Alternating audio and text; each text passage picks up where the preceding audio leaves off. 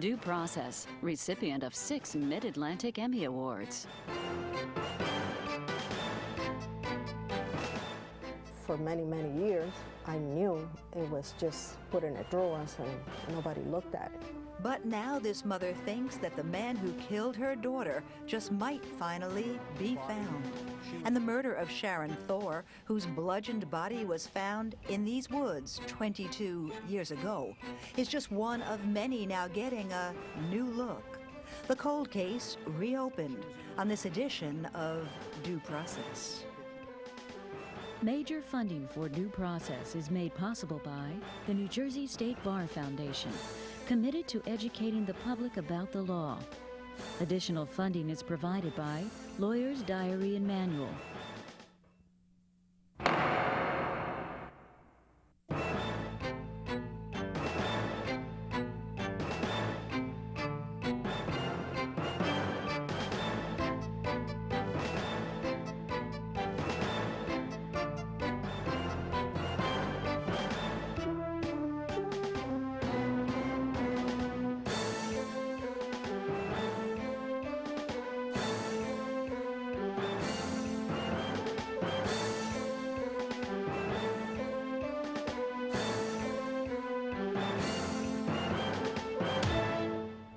There have always been murders that have gone unsolved, victims all but forgotten, families unable to find closure. But there's a new movement in law enforcement, one that's fueled by new technology. I'm Raymond Brown, and on this edition of Due Process, taking on all those old cold cases, as Sandy King is here to explain.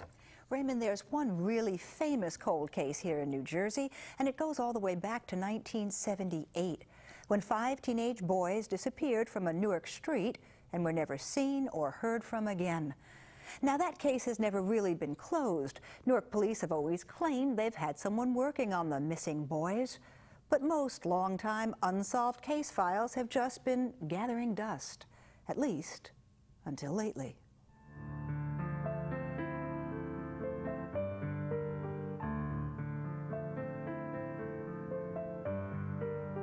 She wanted to be a ballerina. She practiced every day, and she was getting ready for yet another lesson when she got a call, left the house, and got into a car that was waiting just outside. She didn't take no pocketbook, no brush, no nothing. She just said, "I'd be right back, Mom." And she ran out the back door. I paid no attention. It would be the last time that her parents would see her. My son saw the car, but he just didn't pay attention because he didn't see Sharon inside the car. And no one saw her until 3 days later, in this wooded area just a quarter-mile from her home, where her parents' worst fears were realized. And that's where she was found. And the medical examiner had determined the cause of death was from multiple blunt force trauma. That was 1982. And for most of the last 22 years, the case of Sharon Thor was filed under unsolved and probably hopeless. For many, many years, I knew it was just put in a drawer and nobody looked at it. But recent years have seen new forensic science. A blood sample, semen, even a few hair roots collected at the scene of the crime will provide the needed information to establish with certainty a link between the sample and the suspect. And as a result, new hope for families like Sharon Thor's.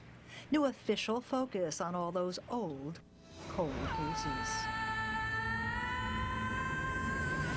Those fictional whodunits we see on TV reflect what's really going on in law enforcement. It was mostly a dead end. We lifted a fingerprint off the car windshield, no hits. Maybe rerun the print again. And cases cold for decades I knew Joe Washington. are often back. We've reassigned them to new detectives here to get a new set of eyes looking at them. For example, in the Sharon Thor case, 22 years ago, we didn't have DNA. And it was DNA that made the difference this summer in Monmouth County when the rape and murder of 13-year-old Jane Doe was finally said to have been solved 35 years later. According to authorities, DNA on her underwear, locked away for more than 3 decades, linked the crime to Jerry Bellamy, a convicted rapist whose DNA was in the FBI's national database. And it's that kind of apparent success that has the Somerset prosecutor unearthing old evidence in Sharon Thor's case. Very hopeful that with the new technology, some of the evidence that gave them no clues before may do so now. And that's we're waiting to hear about that.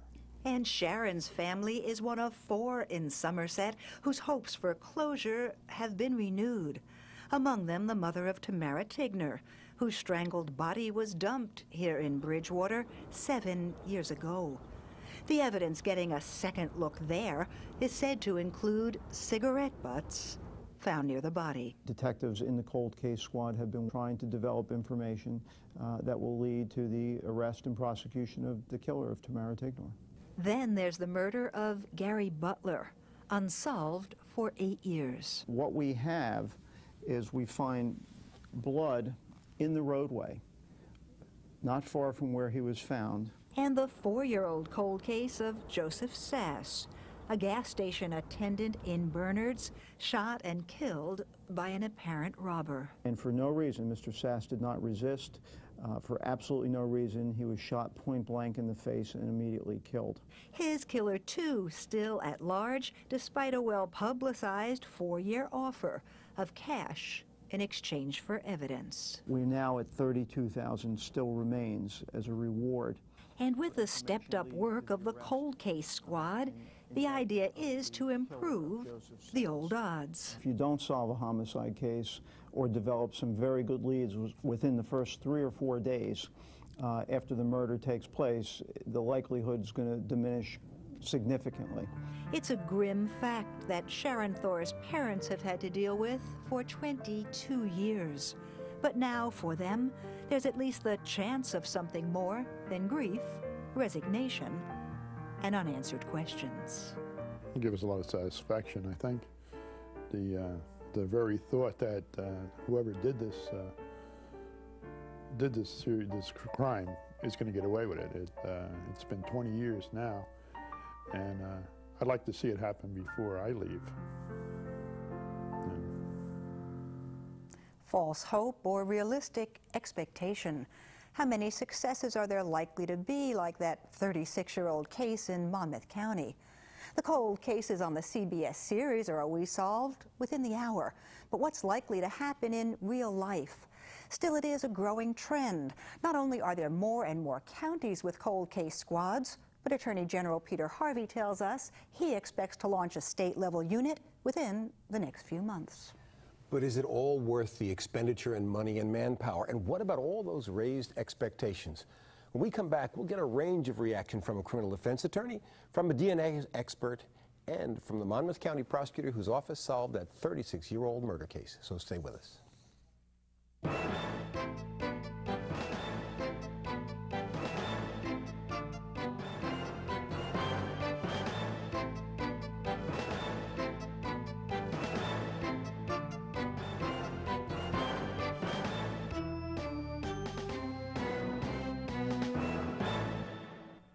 I do think that we're able to uncover truths that we weren't able to 20, 30 years ago, and that it would be immoral not to.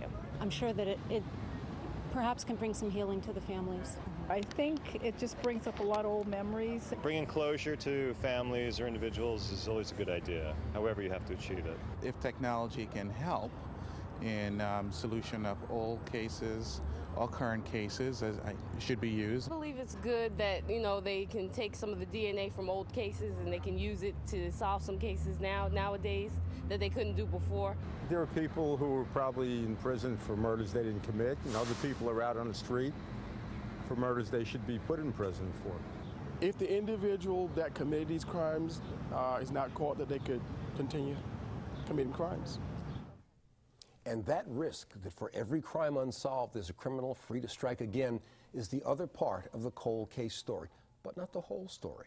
For that, we turn to Bob Honecker, the first assistant Monmouth County prosecutor, to criminal defense attorney Dan Smith, former chief judge of the Orange Municipal Court, and from our news studio, Ajit Tungare, chief forensic scientist for the New Jersey State Police. Welcome to all of you. Raymond, good to be here. Good to be here. Bob, let me start with you because you're one of the engineers of what may turn out to be one of the most remarkable cold case stories, a 36-year-old homicide in which you have identified a person whose case is going to be presented to the grand jury because of a DNA match. Pretty unusual. Oh, very unusual.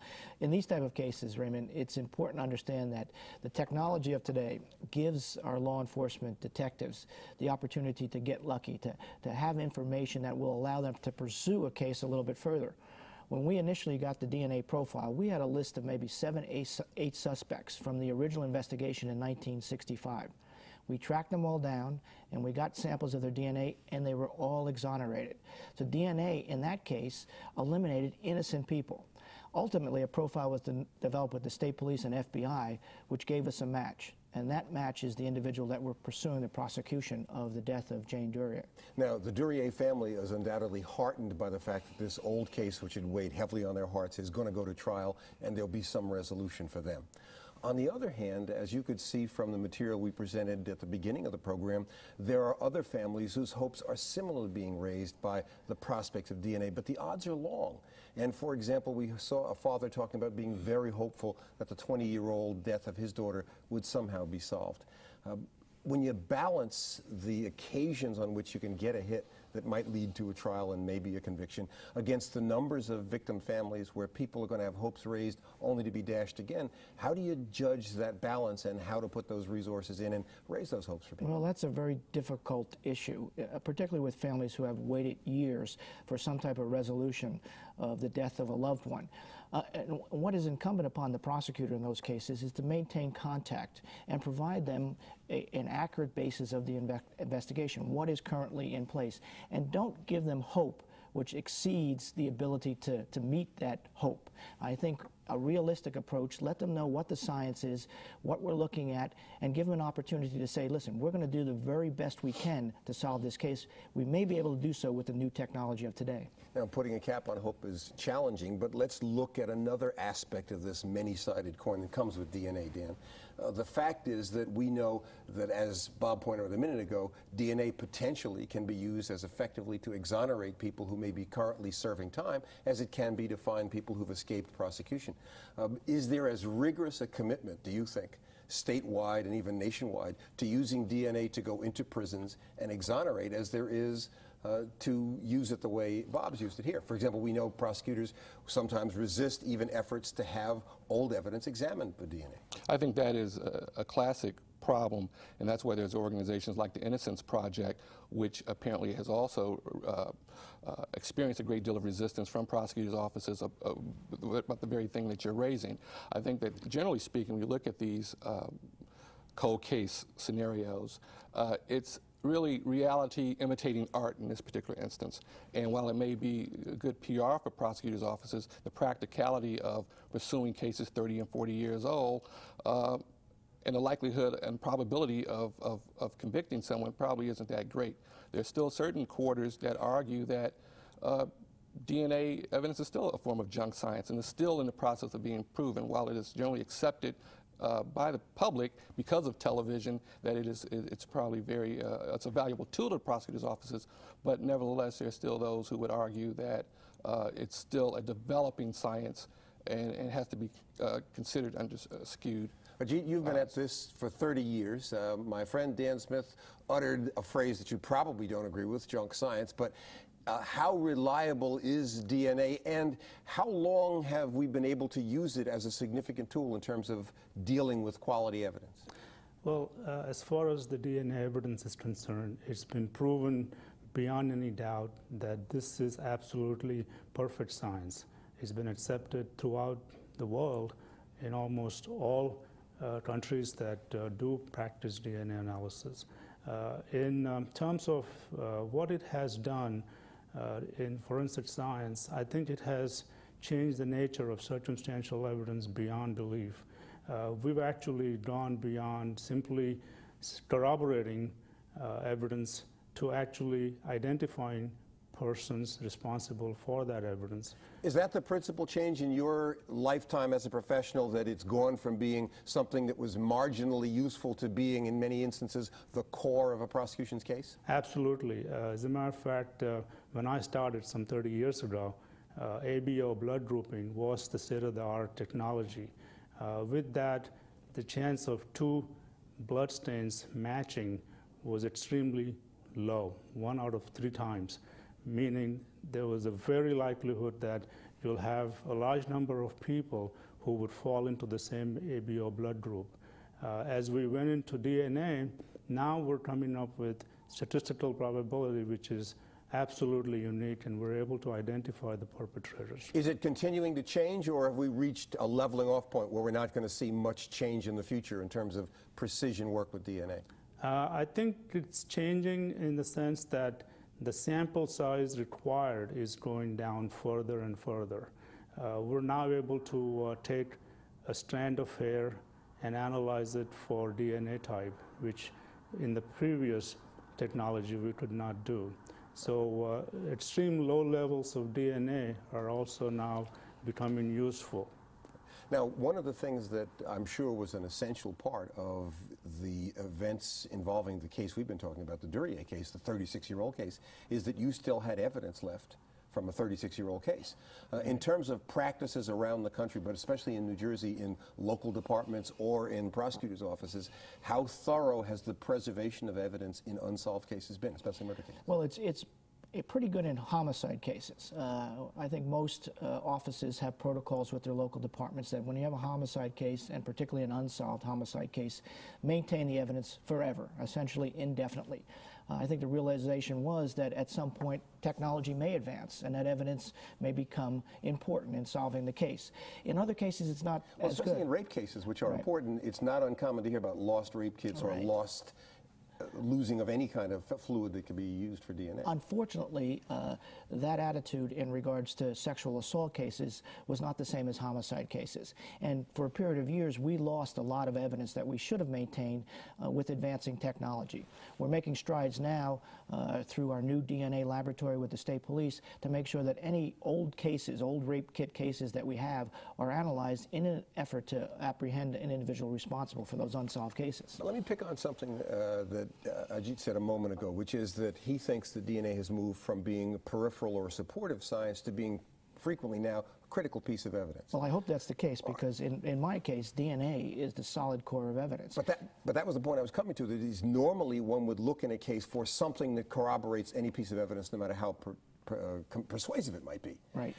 It seems to me that one of the things that doesn't get better with time are the memories of human beings, their ability to identify or to remember a time at which something happened. So with cold cases, aren't you, just as you're moving deeper and deeper into time with science, making it harder and harder to get evidence that corroborates it effectively? Well, again, that's the problem in some of these cases, in most old cases, is that you're exactly right. Memories fade, witnesses die, and sometimes even evidence is lost. But when you have that evidence and the science, the public and the jury pool today expects prosecutors to present scientific evidence. So this DNA evidence gains an added stature with jurors, and that's what we intend to do in this particular case. If this evidence is significant enough and strong enough to exclude 7, 8 people, it should be significant and strong enough to convince a jury beyond a reasonable doubt of a defendant's guilt. Dan, when we talked to our viewers, and you saw some of them at the beginning of the program, what they all said was, well, on the one hand, we're happy that we can solve old cases, but we also believe that people who have been falsely accused can now be freed. Is it really happening that way? Is DNA being used as aggressively to free people in prisons as it is being used to try to solve old, cold cases? No.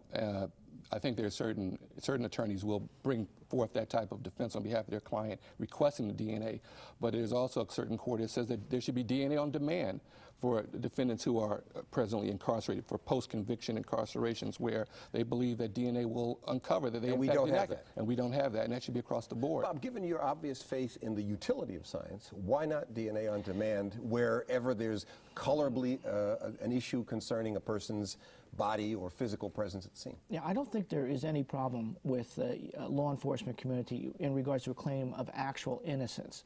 But when you have DNA on demand for every type of criminal defendant, then I think that presents a problem for not only the technology, but also the resources available to test everyone for DNA. But whenever there is a legitimate claim... But it isn't true that every prosecutor in the state says anytime there's a colorable claim of innocence and a demand for DNA, we should have it. Oh, yes. I don't think there's any question. Think there's not one? Well, certainly not in today's times. I think everyone understands the significance of DNA, and prosecutors really would not be enhancing their ability to use DNA as a positive tool for conviction if they deny the opportunity for someone who is innocent to prove their innocence by DNA testing. The problem I have with some of his comments is that you oftentimes will have an individual who is incarcerated. Their lives have been disrupted, their families have been dispersed, and then ultimately DNA shows that they in fact did not commit the offense. And so why should a man who may be wrongfully charged, wrongfully convicted, wrongfully incarcerated have to spend any additional time in custody? And they have to fight to get the DNA. And fight to get the DNA if this could be given to him upon demand. Well, when you say fight, it's just a legitimate legal process, an application to be made, and obviously if there is an adversarial position taken by the prosecutor, then that should be litigated in court. One of the first cases we ever did on due process was a case involving a man named David Shepard. It took 7 years before there was an ability to get a test. That was over significant resistance. Right, and I think you'll see, and you have seen over the years, that resistance has somewhat waned in regards to the advancing technology of DNA. And I think that those cases of claimed actual innocence or a culpable issue in regards to DNA, prosecutors in most cases get on board with that Well, I have faith in your future in law enforcement. So when you're Attorney General of the state or the United States, we can be comfortable that there will not be prosecutors arguing against testing in cases where there's a claim that DNA could exonerate a person. Well, I think that when that issue of exoneration and there is an actual claim of innocence or a culpable claim, I don't think you're going to see that resistance. Just to deal with expectations, Ajit, 2 questions for you. Yes. The first is, no matter if we have an adequate size sample, can you go back an indefinite amount of time in the future and test a sample? Could you test a sample 30 or 40 years old if properly preserved? Yes, we absolutely can. We have, in fact, been able to identify DNA from cases that go back to 1966. So yes, we are able to go back 40 years. And how difficult is it to do the matching part? That is, once you've identified the DNA that's involved in the case, how do you match that against data available concerning data that's on file either with the state or with the federal government? Well, the way that works is when the case is brought into our laboratory, we analyze the DNA and we generate the profile. This profile is then entered into our DNA database, which searches the profiles against unknown samples from other cases. It also searches the sample against convicted offender samples that are in the database. Once that is done at the state level, we, on a weekly basis, perform the search on a national level. And New Jersey is one of 29 states for which everybody involved with a first, second, or third degree offense has DNA taken. Now, there's some controversy surrounding that. Absolutely. Dan, what's the nature of the controversy? Well, the controversy has to do with whether a person who gives DNA for one offense, should it be used against them in all investigations.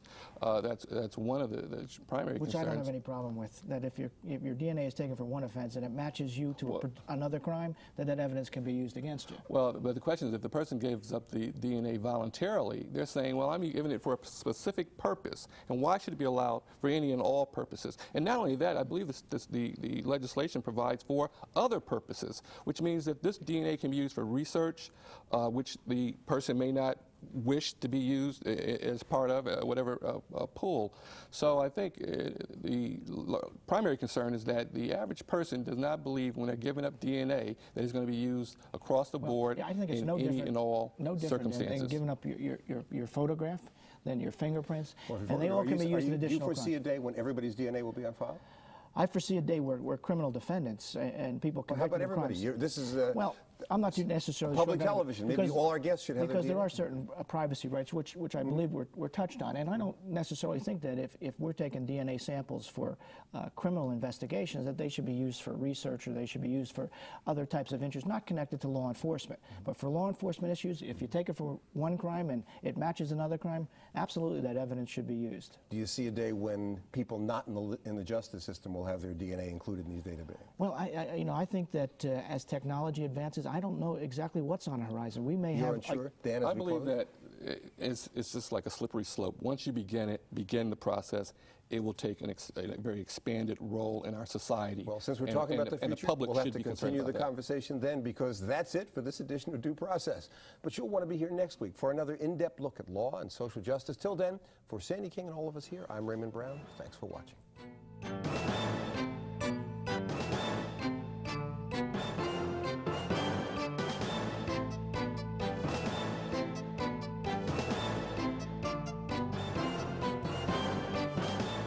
The theory behind the cold case squad, unlike our other open cases that we review each and every month, is we've reassigned them to new detectives here to get a new set of eyes looking at them.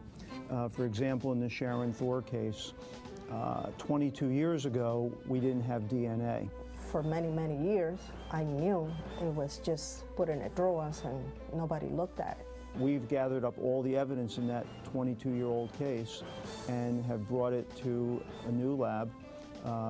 Now we're using the FBI lab, and they are re-examining all the evidence in that case. Very hopeful that with the new technology, some of the evidence that gave them no clues before may do so now.